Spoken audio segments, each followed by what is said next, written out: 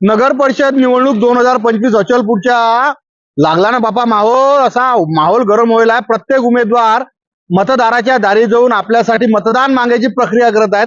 तर माझ्यासोबत वार्ड क्रमांक 9चे उमेदवार रुपालीताई बुले पाटील आहेत. रुपालीताई, साऱ्यात पहिले गावरान नांदिया, खूप खूप शुभेच्छा. अध्यक्ष पदासाठी इत्तेशाम भाऊ आहेत. नगरसेवकसाठी तुमचा प्रचार काय म्हणते प्रतिसाद आणि कोणत्या पद्धतीचे लोकांचे तुम्हाला विचार ऐकायला भेटणार आता? नक्कीच खूप छान प्रतिसाद आहे. कारण माझी काँग्रेसकडनं उमेदवारी असल्यामुळे काँग्रेस पक्षामध्ये हा जातीभेद चालत नाही. त्यामुळे मला एक मुस्लिम समाजाचं खूप छान वोटिंग बँक मिळालं, एसटी समाजाचं खूप छान वोटिंग बँक मिळालं, इतर समाजही आहे, पाटील समाज आहे. आणि मी याच प्रभागाला लहानाची मोठी झाल्यामुळे मला हा चेहरा माझ्या लोकांसाठी काही अनोळखी चेहरा नाही आहे. त्यामुळे कुठेतरी एक तिसरा चेहरा हवा होता. आणि आतापर्यंत लोकांनी इथे बीजेपीला निवडून दिलं, आतापर्यंत प्रहारला निवडून दिलं, पण एकदा विकासासाठी सर्वांचं म्हणणं पडलेलं आहे की कुठेतरी काँग्रेसला निवडून देणार आहेत. आता तुम्ही सांगितलं की काँग्रेसला विकासासाठी निवडून येतील. त्या दिवशी या ठिकाणी भाजपा नेत्या नवनीत राणा याची सभा झाली. त्यानं एक वाक्य वापरलं, म्हणजे त्याच्या भरसभेत वाक्य वापरलं, काँग्रेस म्हणजे मुस्लिम, मुस्लिम म्हणजे काँग्रेस. तुम्ही या विधानाशी सहमत आहे काय? कारण अशा प्रकारचं वाक्य भरसभेत वापरणं हे तेलंगणातल्या एका मंत्र्यानं वापरलेलं वाक्य, त्याची त्यांनी पुनरावृत्ती केली. तुम्ही या जे विचार मांडले त्याच्याबद्दल तुमचं काय मत आहे?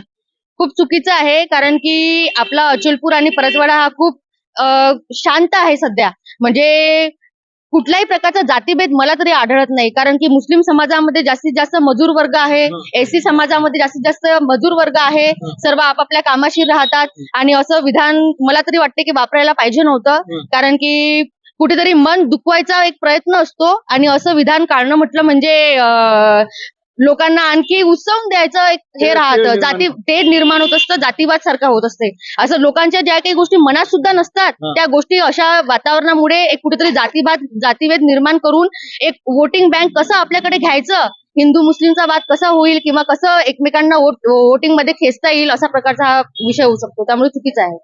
जे नवनीत ताई राणा यांचे वाक्य वापरणं चुकीचं आहे. एक तुम्ही सुशिक्षित समाजसेवा तुम्हाला बऱ्यापैकी माहित आहे. येणाऱ्या कालखंडात भगवंता कृपेने तुम्हाला संधी भेटली तर काय नवीन पाहायला भेटेल या वार्ड नंबर 9 मध्ये, आणि तुमच्या असणाऱ्या अनुभवाचा काय फायदा तुमच्या सर्वसामान्य नागरिकांसाठी होईल हे मला सांगा. नगरपालिकेला सध्या सक्षम युवा जायला पाहिजे. आणि मला खूप छान एक रिस्पॉन्स मिळून राहिलेला आहे. कारण की एक युवा शक्ती सक्षम महिला म्हणून आता बऱ्याच ठिकाणी आपण असं बघतो की कुठे कुठे माणसं राजकारणामध्ये असतात.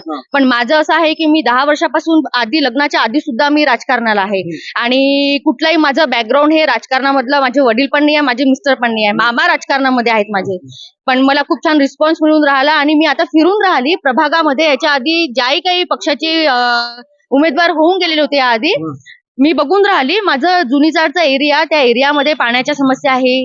तिथे भूमिगत नाल्या केलेल्या नाही आहेत. तिथे पाण्याच्या इतक्या समस्या झाल्या आहे की किती लोकांच्या घरामध्ये नळ नाही आहेत, किती किती दिवस पाणी येत नाही. त्यानंतर इलेक्ट्रिकचा असा विषय झालेला आहे की 8 वर्ष झाले एका बाईकडे, एका आजीकडे तिथे इलेक्ट्रिक नाही आहे.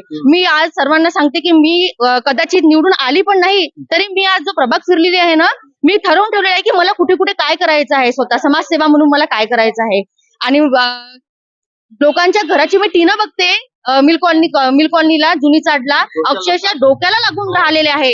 म्हणजे मला विचार पडते की तिथे स्वच्छतेचा प्रॉब्लेम आहे, तिथे कचऱ्याची गाडी सुद्धा जात नाही. आणि आपल्याला त्यांचं सर्वांचं म्हणणं पडलेलं आहे की आता मी माझं चक्रा चालूच असतात. एक महिला पत्रकार म्हणून मला एक आधीचा एक अनुभव आहे महिलांचा, की एक महिलाला काय प्रॉब्लेम होऊ शकते, काय नाही होऊ शकत. त्याच्यामुळे मी असं ठरवलेलं आहे की बऱ्याच पक्षांचे असे काही काही आपले पोरं आहेत की त्यांचं म्हणणं पडलेलं आहे आम्ही समोर नाही येऊ, पण आम्ही आम्हाला जे काम करायचं आम्ही ते काम करू. मग मला असं वाटतं की बाकी पक्षांचं एवढं त्यांच्यावरती प्रेशर आहे का की ते का बरं समोर नाही येऊन राहिलेले आहे.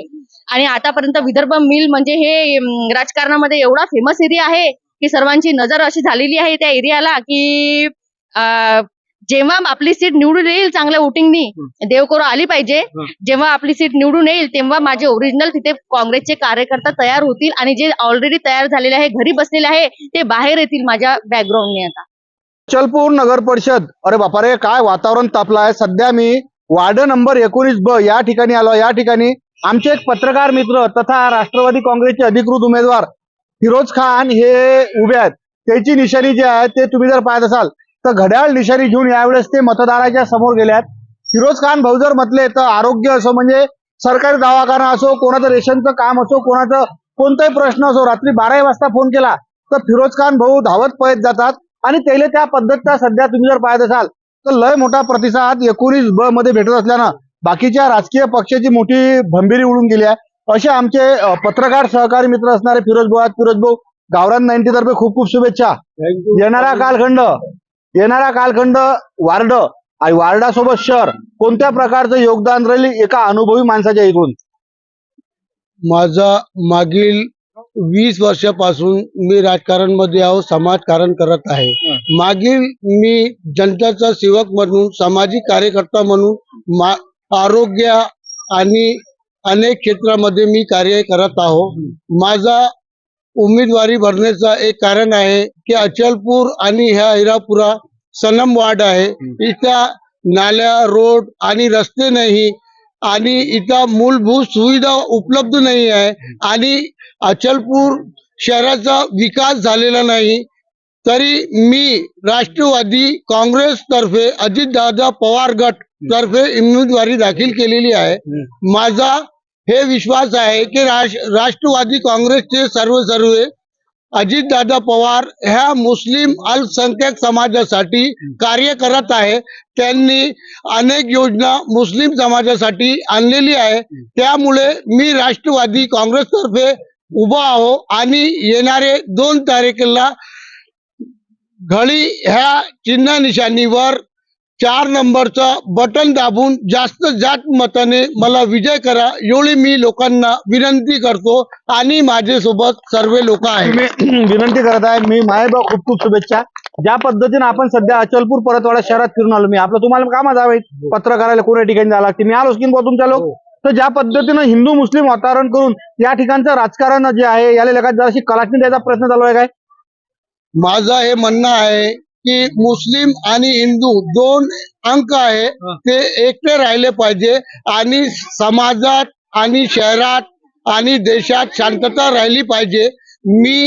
माझा जो कार्य आहे मी हिंदू मुस्लिम सर्वांना सोबत घेऊन कार्य करत आहे. माझे जवळ कोणताही मुस्लिम आला किंवा बौद्ध आला, ख्रिश्चन आला आणि कोणताही हिंदू आला, मी सर्वांसाठी धावून घेतो आणि त्यांच्या कार्यासाठी मी नेहमी तत्पर राहणार आणि हिरापुराचा विकास करणार, यासाठी माझी उमेदवारी आहे. तर हिरापुरा या भागाची उमेदवारी तुम्ही केली विकासासाठी. येणाऱ्या कालखंडात भगवंता कृपेनं फिरोज भाऊ नगरसेवक झाले आमचे, तर लोकांना कोणत्या अपेक्षेने तुमच्या इकडे पहा, कारण साध्या घरकुलचे प्रश्न आहेत, लोकांना कागदपत्र समजत नाही. तो श्रीमंत जो असेल त्याचा दुसरा मजला चढवणारा आणि बिचारा जो घरकुलवाला गरीब माणूस आहे वंचित राहून राहिला, याच्यासाठी फिरोज भाऊचं काय योगदान राहील? माझा सध्या घरकुल, आरोग्य आणि शिक्षण मध्ये तसेच नगरपालिका आणि तहसीलचे कार्यामध्ये मी नेहमी कार्य करतो. आतापर्यंत मी हजारो राशन कार्ड आणि लोकांचे आरोग्य कार्ड, ई सक्षम कार्ड आणि घरकुल योजना लोकांची केलेली आहे. तरी मी निवडून आलो तो गरीब लोकांना घरकुल देणार आणि त्यांचे लहान मुलांची शिक्षणासाठी व्यवस्था करणार, जिम खोलणार आणि लायब्ररीची व्यवस्था करणार, तसेच स्वच्छ पाणी आणि आरोग्यासाठी नेहमी प्रयत्न करणार आहे. तर हे आहेत वार्ड नंबर 19 असणारे फिरोज खान पत्रकार. त्याचं सामाजिक कार्य आमच्या साऱ्या पत्रकार मंडळीला माहित आहे आणि एक पत्रकाराचा प्रती असणारी जबाबदारी म्हणून फिरोज भाऊचे विचार मी तुम्हाला ऐकले. म्हणजे सरकारी दवाखाना असो, ई श्रम कार्ड असो, घरकुल असो, कोणाच्या लेकराचा शिक्षणाचा प्रॉब्लेम असो, कोणाचा आरोग्याचा प्रॉब्लेम असो, फिरोज भाऊ कायम धावून जातात. आता येणारी 2 तारीख त्या दिवशी होणारा निवडणूक, त्या निवडणूक कोणत्या प्रकारचा प्रतिसाद भेटते आणि फिरोज भाऊ सारखा एक सच्चा माणूस जर नगरसेवक म्हणून निवडून जात असेल, नक्की हिरापुरा भागातल्या लोकांसाठी याचा लय मोठा फायदा होऊ शकतो. अशा फिरोज भाऊले गावरान द्या खूप खूप शुभेच्छा. फिरोज भाऊ थँक्यू. गौरव नाईन्टी तर्फे हार्दिक अभिनंदन. जय गौरव नाईन्टी.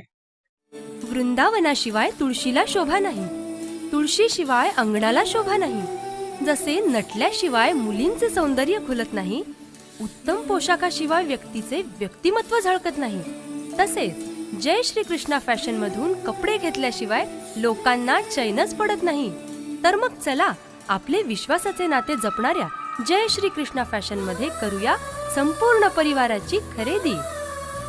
जय श्री कृष्णा फॅशन, सदर बाजार,